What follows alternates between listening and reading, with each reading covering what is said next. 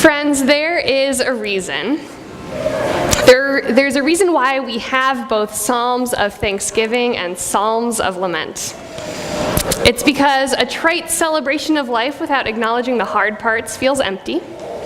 It's because a 24/7 pity party would allow us to descend way too far into hopelessness. It's because, as they say, we contain multitudes, and so does God. It's appropriate to give thanks and to acknowledge why that thanks might be hard-won. In this next part of the service, I invite you into a space of reflection and contemplation as we sing and receive these readings together.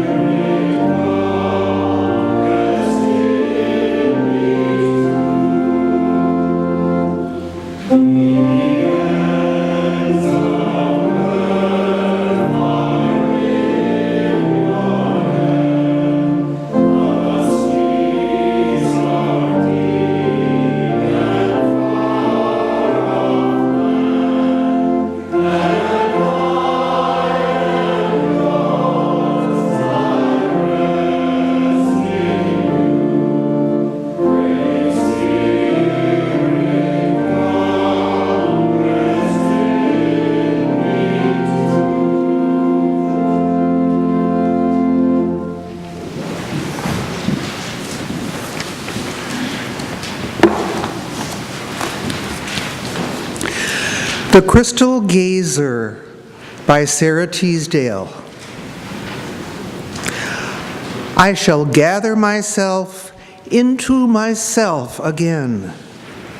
I shall take my scattered selves and make them one, fusing them into a polished crystal ball, where I can see the moon and flashing sun. I shall sit like a sibyl, hour after hour, intent, watching the future come and the present go, and the little shifting pictures of people rushing in restless self-importance to and fro.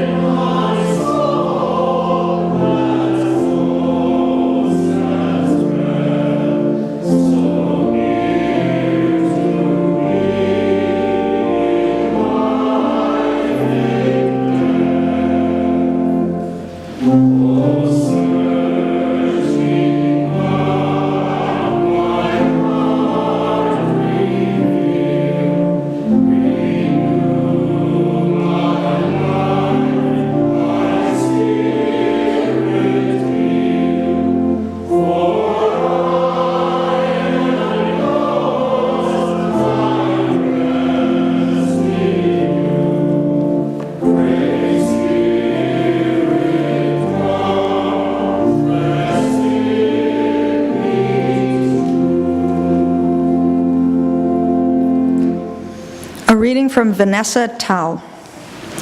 The world feels like sand beneath my feet, and not the kind by the beach, but instead quicksand. Quicksand swallowing me whole and seeping into every inch of me exposed. The worst part about quicksand is that you're not supposed to move. Counterintuitively, you're supposed to stay perfectly still to slow your demise, especially when it is easier to simply accept the collapsing order around you, numbly absorbing the anguish you receive daily from the news and amplified by those around you. But being still is a lie I have been telling myself. In fact, the quicksand is only an illusion produced by a despairing mind. I cannot lie still and watch a few powerful people tear down everything good. My numbness only brings me closer to accepting defeat in the form of this status quo. In these times, I remind myself that I am not alone, as there are many of us feeling equally broken, shaken, and afraid of their next step. We need to take this next step, though we may not know where it takes us, because it is still a refusal to accept that this is our future. So we need to take this step in solidarity to rise from our despair and shape our future. Sand, after all, provides unlimited possibilities.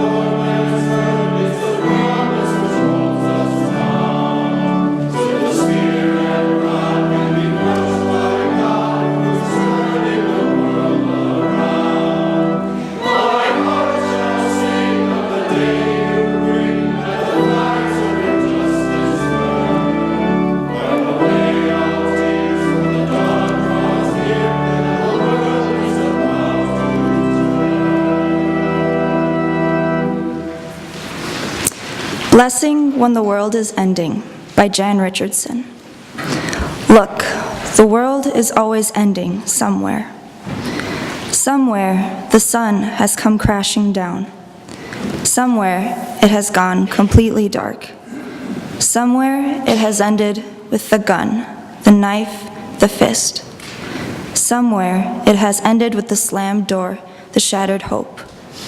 Somewhere it has ended with the utter quiet that follows the news from the phone, the television, the hospital room. Somewhere it has ended with a tenderness that will break your heart. But listen, this blessing means to be anything but morose. It has not come to cause despair.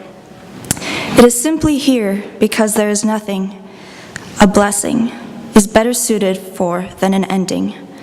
Nothing that cries out more for a blessing than when a world is falling apart. This blessing will not fix you, will not mend you, will not give you false comfort.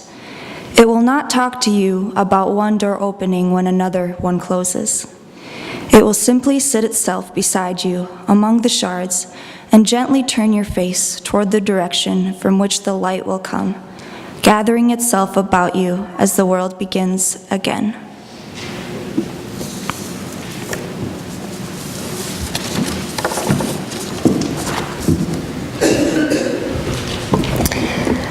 Let us begin our time of reflection with a time of silence.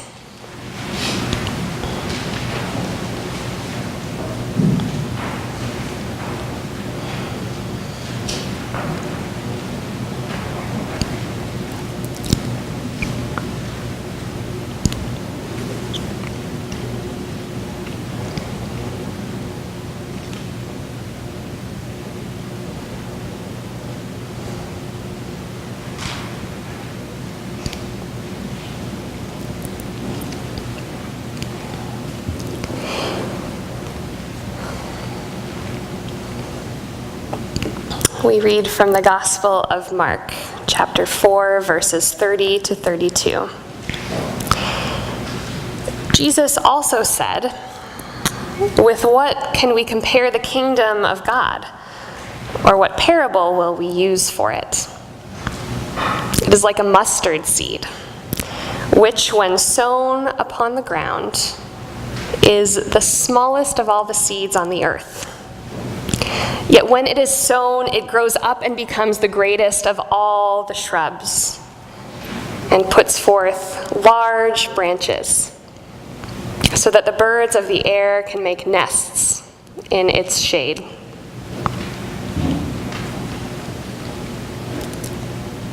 There isn't always something big for which to give thanks.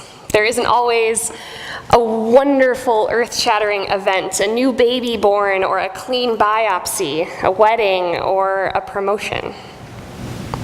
In fact, sometimes there are terrible, earth-shattering events. But here Jesus reminds us that we don't need big. We need tiny. The tiny mustard seeds of hope that we sow in our lives and in our communities and in the world, those are the kernels that will grow into the giant mustard bushes of justice and compassion and love. It only takes a mustard seed to build the kingdom of God. And so we give thanks for all our mustard seeds, the tiny things that often go unnoticed, the minuscule interactions that brighten us, that soothe us, that make our lives measurably better. And so not for grand things, but for mustard seeds, we sing.